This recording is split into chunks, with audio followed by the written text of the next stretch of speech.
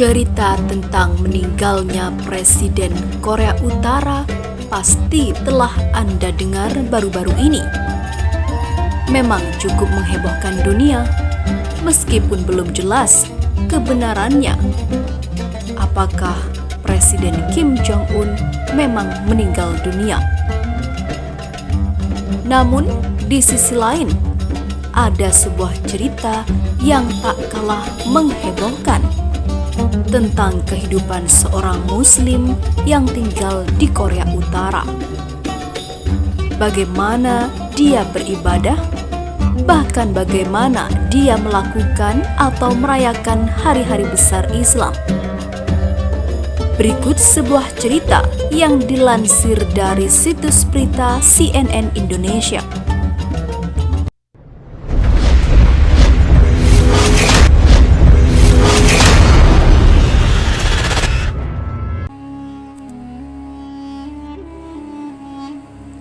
Cerita ini berjudul Lebaran Tanpa Gema Takbir di Negara Kim Jong-un.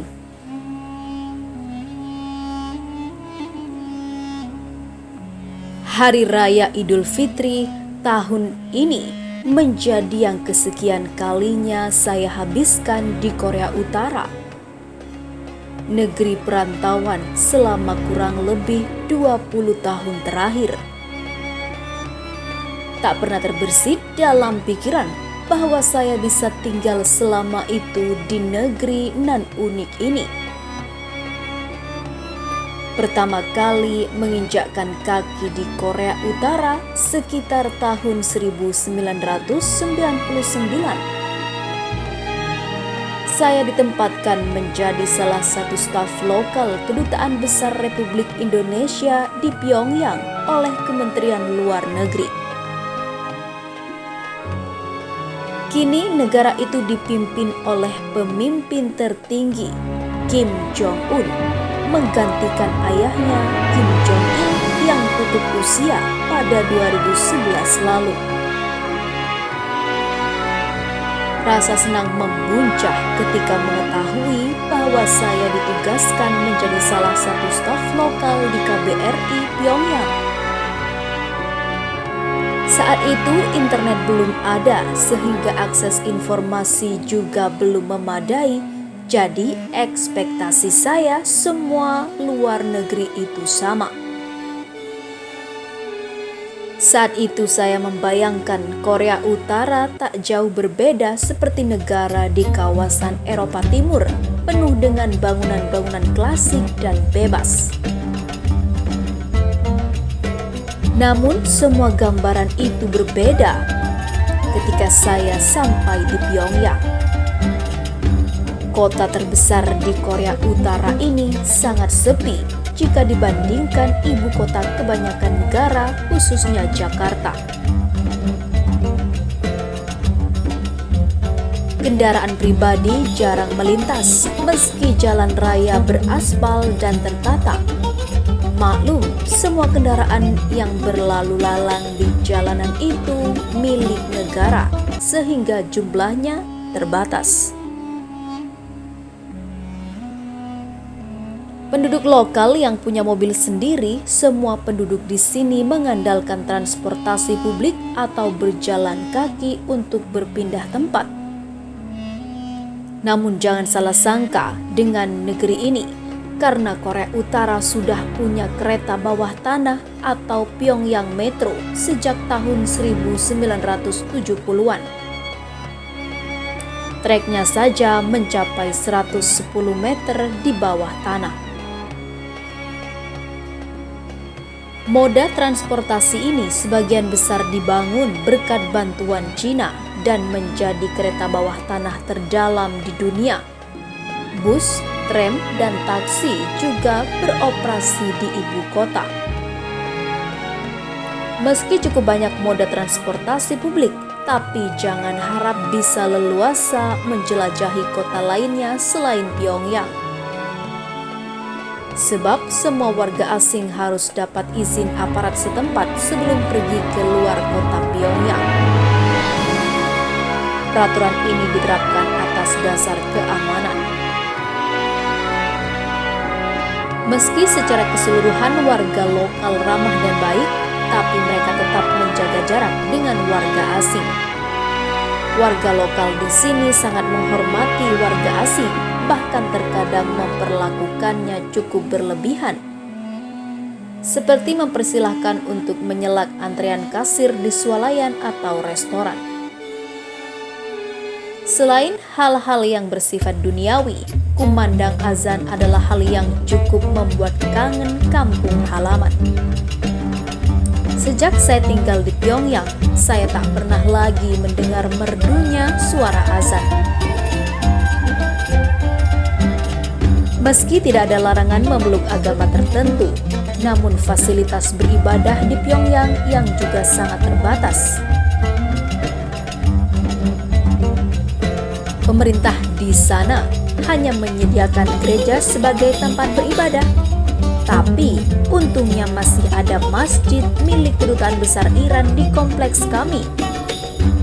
Sehingga rindu untuk beribadah di rumah atau ketika rindu beribadah di rumah Allah masih bisa terbayarkan.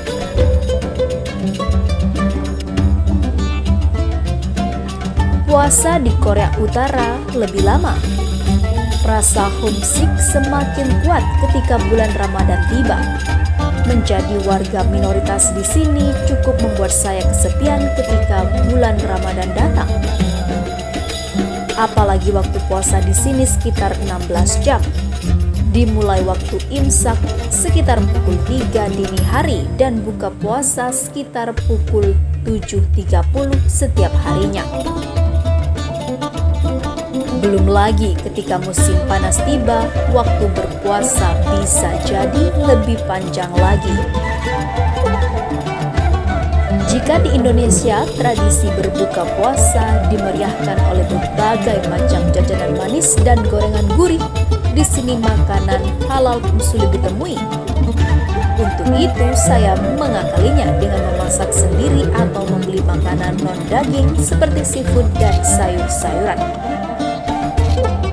Sewaktu saya masih bujangan, saya selalu menghabiskan momen buka puasa bersama staf KBRI lainnya untuk membayar rasa rindu berkumpul bersama keluarga di Indonesia.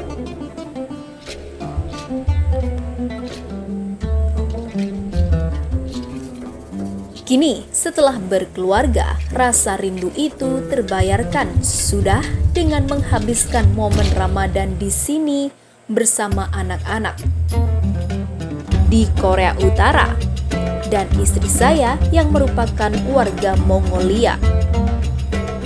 Kami juga rutin menghadiri acara buka puasa dan tarawih bersama di KBRI setiap seminggu sekali selama Ramadan.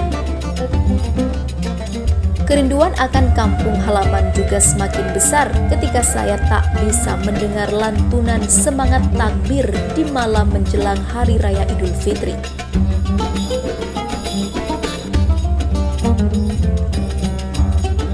Hari Raya Idul Fitri dan Idul Adha menjadi yang paling saya dan keluarga tunggu karena menjadi satu-satunya momen di mana komunitas Muslim di Korea Utara bisa berkumpul dan bersilaturahmi. Komunitas Muslim di Pyongyang tidak banyak. Semuanya merupakan warga negara asing yang bekerja di kedutaan-kedutaan besar negara Organisasi Kerjasama Islam atau OKI. Seperti Pakistan, Iran, Palestina, Nigeria, Mesir, Suriah, dan sejumlah organisasi internasional lainnya.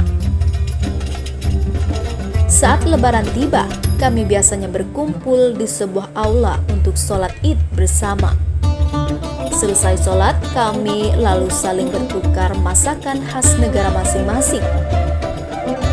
Masakan yang paling dijagokan KBRI adalah sate, rendang, dan es cendol. Ketiga masakan itu selalu laris setiap dihidangkan dalam acara tersebut setiap tahunnya. Meski tanpa ketupat, ketiga masakan itu cukup membayar rasa rindu saya yang tidak bisa selalu pulang ke Indonesia setiap Lebaran tiba. Terlepas dari seluruh keunikannya, saya menganggap Korea Utara sebagai rumah kedua saya, tempat saya menemukan keluarga, istri dan anak-anak, dan tempat mencari rezeki selama ini. Tentu saja, Korea Utara menerima warga Muslim dengan baik.